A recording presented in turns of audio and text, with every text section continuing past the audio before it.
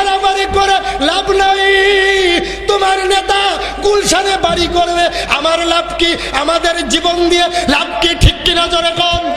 যুবকদেরকে বলবো 5 ওয়াক্ত নামাজ পড়বা, যারে ভালো লাগে তারে ভোট দিবা, বাধাবাধি নাই।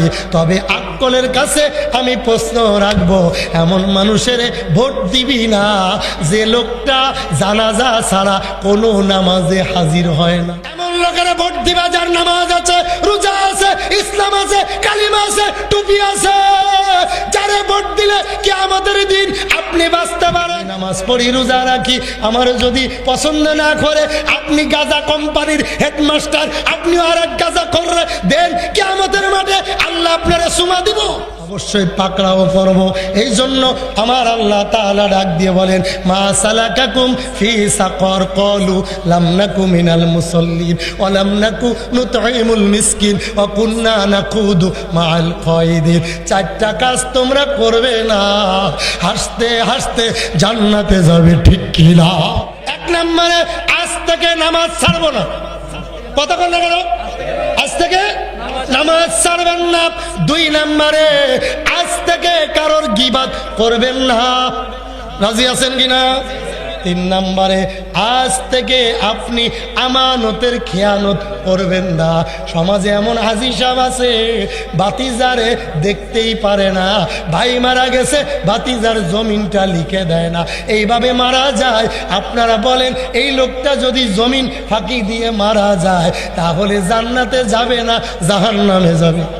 রাসূল করিম সাল্লাল্লাহু আলাইহি সাল্লাম বলেন, আয়াতুল মুনাফিকি সালাসা, মুনাফিকের আলামত থাকবে 3টা। 1 নম্বরে কথায় কথায় মিথ্যা বলা, মুনাফিকের কয় নাম্বার আলামত?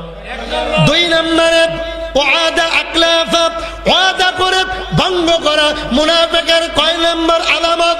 2 নাম্বার। আর জোরে কোন লাগা? 2 নাম্বার। ওয়াইজা তুমিনা খানা, আমানতের খেয়ানত করা, মুনাফিকের 3 নাম্বার আলামত। জোরে বলেন কয় নাম্বার? 3 নাম্বার। আমাদের এই দাউদকান্দি থানা কুমিল্লাতে এমনও হাজি সাহেব আছে, মেয়ের সম্পদ ছেলের নামে লিখে দিয়েছে। এমন হাজি সাহেব 2-1 জন আছে না নাই? কথা বলে কেন? বড় ছেলের জমি ছোট ছেলের নামে লিখে দিয়েছে, আমানতের খেয়ানত করেছে, এমন লোক আছে না নাই? আরো জোরে কান। নবীজি আবার 4 নম্বরে বলেন, ওয়াইজা কানা উমুরুকুম শিরারাকুম আগনিয়াকুম বুখালাউকুম উমুরুকুম ইলা নিসাইকুম। ভালো করে বুঝবা, তোমাদের মাঝে 4 শ্রেণীর লোক বসবাস করবে। যখন তোমরা দেখবা 4 শ্রেণীর লোক সমাজে মাতবাড়ি করতেছে, মনে করবা কিয়ামত বেশি দিন। কথা কয় না? 1 নম্বরে তোমরা যখন দেখবে মূর্খ লোক সমাজের নেতৃত্ব দেবে, কথা কয় না রে? তোমরা যখন দেখবে, কয় নাম্বার?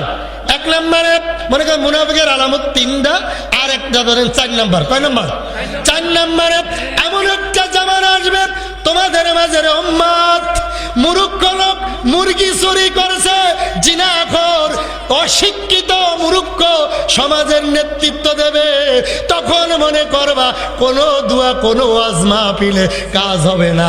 ওয়াজ মাহফিল প্রতিদিন হয়, মসজিদের জুতা চুরি বন্ধ হয় না। কথা বল না কেন?